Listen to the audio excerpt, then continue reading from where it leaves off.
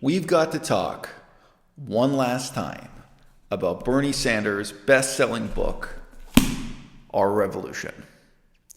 A book that sold over 200,000 copies.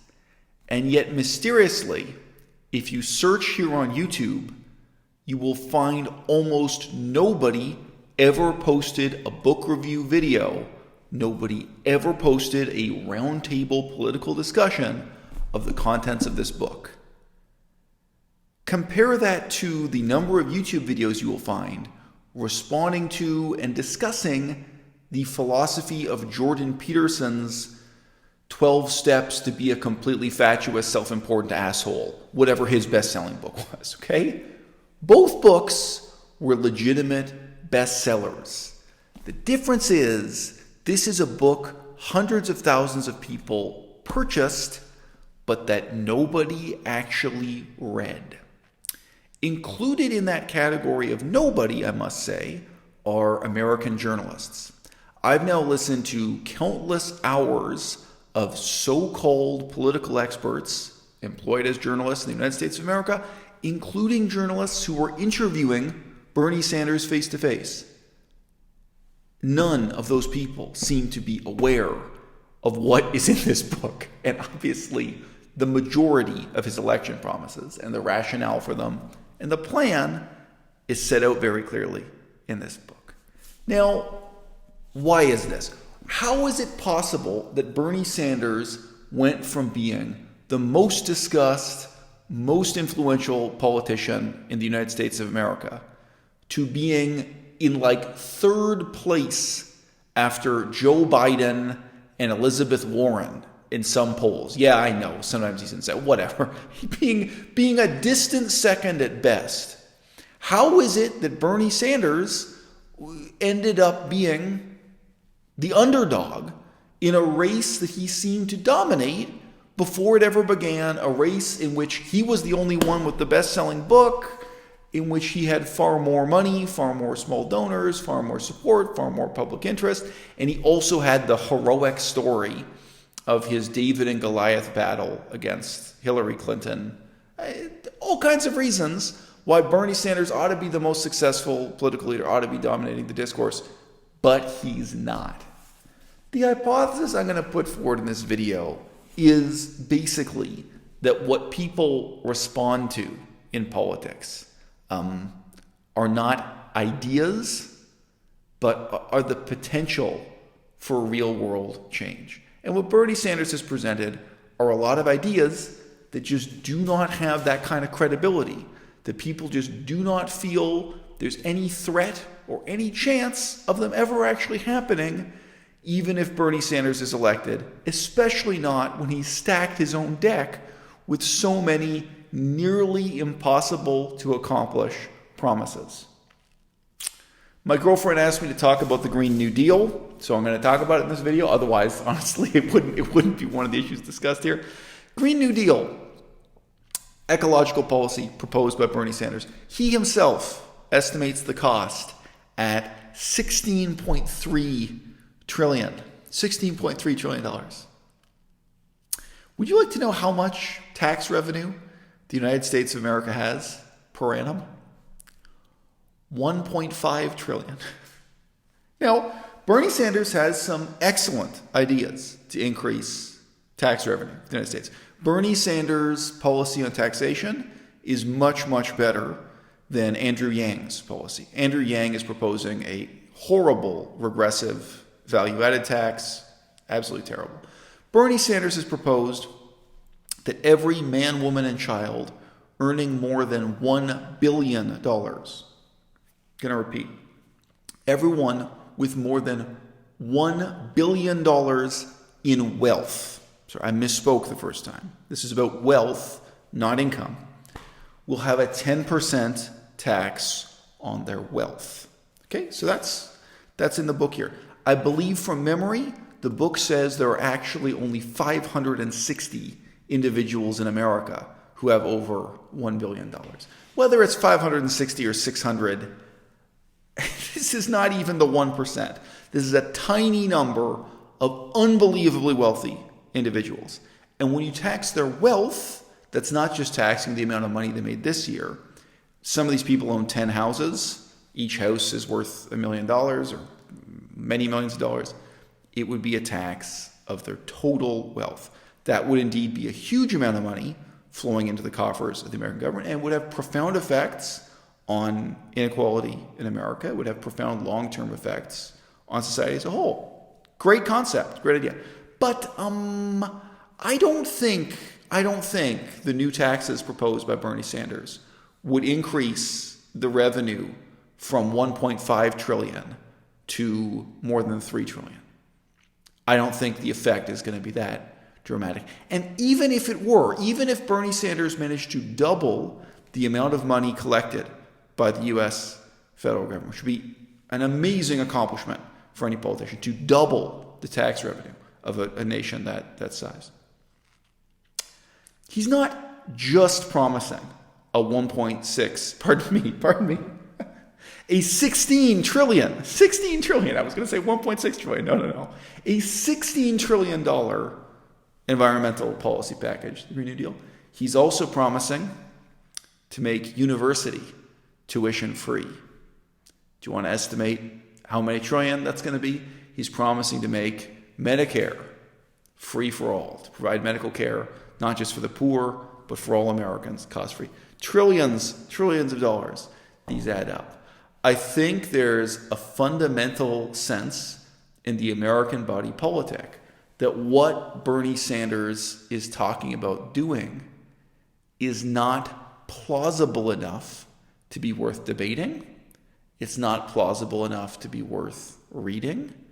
And that's why here on YouTube, I see no serious discussion of the ideas and policy plans set out in this book, and why even none of the journalists talking to him really discuss that stuff. Now, it's a tragedy, because there's another way of presenting what Bernie Sanders represents that's much more down-to-earth and practicable and attainable. And those of you who will be following his career will right away recognize this as one strain of his thought or one genre of rhetoric he sometimes employs. Every so often, he says, hey, I've been to Detroit and I've been across the river to Canada. Why is it that medical care costs so much more in Detroit than in Canada? Why is it that specific medicines are 10 times more expensive in Detroit than if you just go across the border to Canada? Why is it that Americans are being ripped off? Don't you tell me that America can't accomplish the same thing Canada has in terms of providing people with reasonable, cheap, accessible healthcare. Don't you tell me that America can't accomplish the same things that Scotland already has or Taiwan already has. Single-payer healthcare. Taiwan actually is an especially pure example of a single-payer healthcare system. There's another face to Bernie Sanders where he frankly and bluntly represents America as being 50 years behind the accomplishments of other countries in Europe and other countries in Asia, and says, of course we can accomplish this. What? Do you think people in Scotland are geniuses? Do you think people in Canada are geniuses? Do you think people in these other countries have some advantages we can't possibly have? And I've said this before, this is very reminiscent of a particular documentary film made by Michael Moore, in which he went around to Italy and Denmark, to these different countries he felt represented accomplishments in public policy that America should aspire to catch up with. So that is one school of thought within the mainstream American left. Unfortunately, I think the reality is in 2016, the only reason why Bernie Sanders is not dominating the race, because he started off so far ahead. He should be far, far ahead of Joe Biden. He should be far, far ahead of Elizabeth Warren. I mean, just in terms of fame and name recognition, at the end of the race with Hillary Clinton, people barely knew who Elizabeth Warren was. And to the extent to which they did know who she was just associated with these, claims and counterclaims about whether or not she had Native American ancestry, First Nations ancestry, Indigenous ancestry. Really not a great place for her to start her campaign from. Bernie Sanders should be leading the race, and the discussion of his best-selling book and what it would mean for America's future should be at the top of the policy debate platform here on YouTube, on talk radio, and everywhere else. And it isn't, because people fundamentally do not find it plausible. None of them believe that they can wake up, 5 years from now and live in a country where college tuition is free, where medical care is free for everyone, where there have been $16 trillion poured into ecological adaptation of the economy. No one believes even that his foreign policy is viable. Okay, we just had an event in the news. You guys may not follow this stuff. The Houthi rebels had a big victory against Saudi Arabia. This is in Yemen. This is the disputed, Yemen, Saudi Arabia subcontinent. Okay? Does anyone really believe that Bernie Sanders is going to cross his arms and allow the Taliban to take over Afghanistan, to let human blood spill?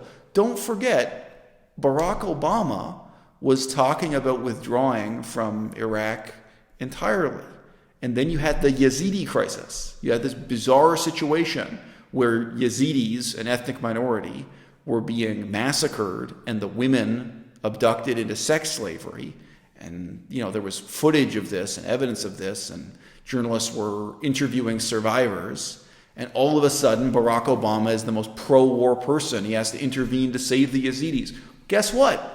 There are people who need saving in Afghanistan. There are people who need saving in Iraq and even Saudi Arabia and Yemen. Just do a Google search for who the Houthi are. Do a Google search for what Iran is up to. I know nobody on the left is going to do this. I know that absolutely nobody on the left is willing to look into why Israel is terrified of Iran and what Iran is doing in Lebanon.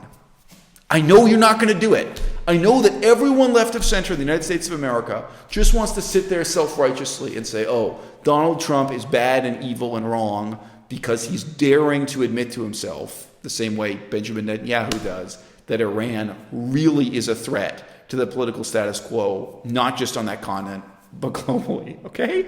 Yeah, well, you know what? Donald Trump is stupid, but even a broken watch is right twice a day, okay? No one can really believe that Bernie Sanders will actually end U.S. military hegemony and then sit back with his arms crossed and watch the consequences unfold. Not even for Afghanistan, which is maybe the place on earth Americans now care the least about, even though they are themselves the most morally responsible for the outcomes of whatever happens next in that war-torn country, the war you brought to them, the democratic system you created, the hopes of the future, the education system, the universities, American taxpayers' dollars built, to abandon all that, to let Afghanistan revert to being the world's #1 terrorist training crossroads, the world's #1 opium-producing, opium-exporting, theocratic despotism where women don't have the right to go to school. Nobody believes the promises Bernie Sanders is making in domestic policy or in foreign policy.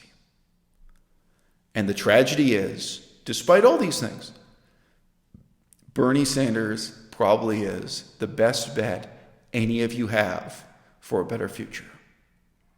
He's better than Donald Trump. He's better than Elizabeth Warren.